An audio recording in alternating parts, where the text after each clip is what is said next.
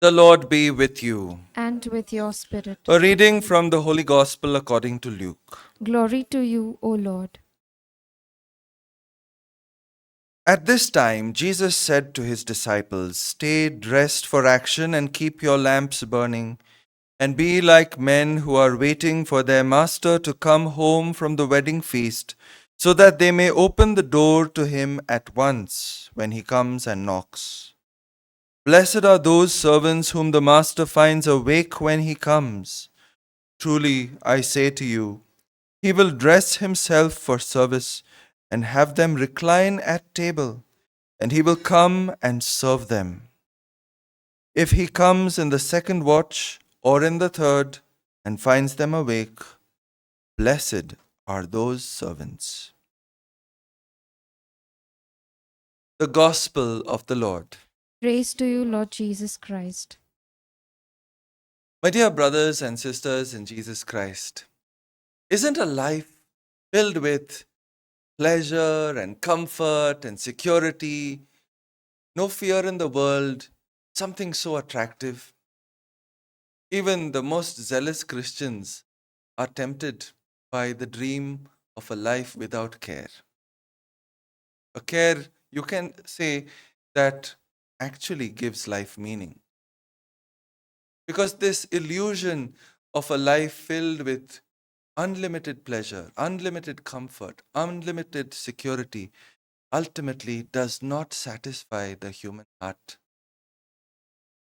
A good Redemptorist brother of mine often reminds me of an important insight of his, that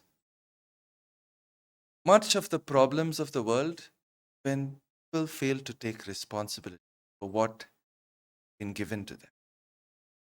That's what comes to my mind today as I read today's readings.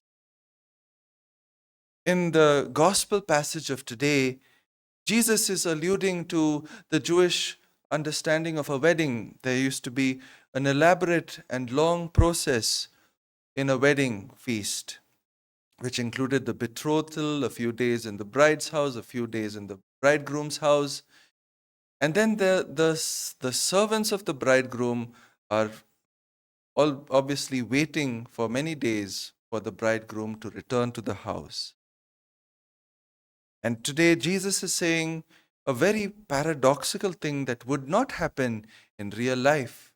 When the bridegroom comes after all his celebrations back to the house, the parable ends with the saying that the bridegroom himself will come and serve the servants.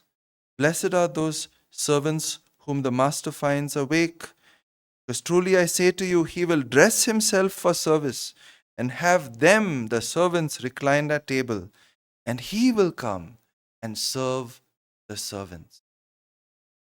The world offers us a kind of freedom without responsibility. But the paradox of the gospel is when we set ourselves to serve God, to serve others, we truly find meaning for our freedom.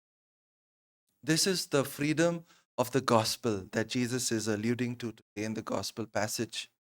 Why do we not do what we are responsible for? That is where the first reading comes to our rescue. Here we are told by St. Paul in his letter to the Romans that sin came into the world through one man, Adam. And that's why our wills are weakened. We do the good, we fail to do the good that we were meant to do, and we are attracted by the evil that we were never meant to do. But thanks be to God that in Jesus Christ, as St. Paul says, the one man who offered his life to save the world, he gives us the opportunity to strengthen our wills to do what we were called to do. This is the witness of all the saints. Saint Gerard Majella, whose jubilee we are celebrating this year as Redemptorist, used to have this saying on his doorpost: "Here, God's will is done as He wants, as long as He wants." Saint Alphonsus Liguori, the founder of the Redemptorists, also used to say, "Never waste a moment of time." In a similar way, a more recent saint, Saint Carlo Acutis, a young boy of only 15 years who contracted leukemia and died very young, proves to us that life is not about how long or how short our life is, but what we make with whatever time God gives to us. And one of the things that St. Carlo Acutis used to say is, I have no regrets because I never wasted time on things that did not please God. Imagine how life would change if all of us had this perspective of the saints.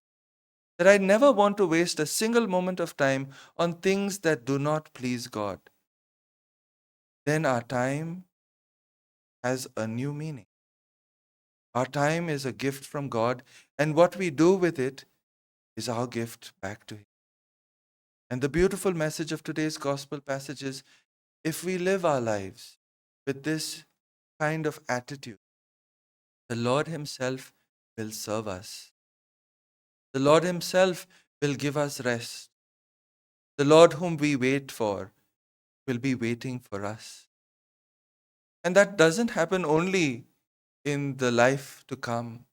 It happens in every Eucharist, my dear brothers and sisters. Our God whom we serve serves us. Our God whom we love loves us. Our God becomes our food in every Eucharist. Have we ever thought about the great mystery that we celebrate?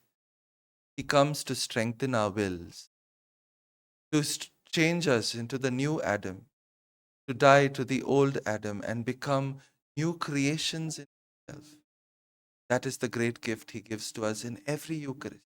Today, let us remember those things that attract us from the world.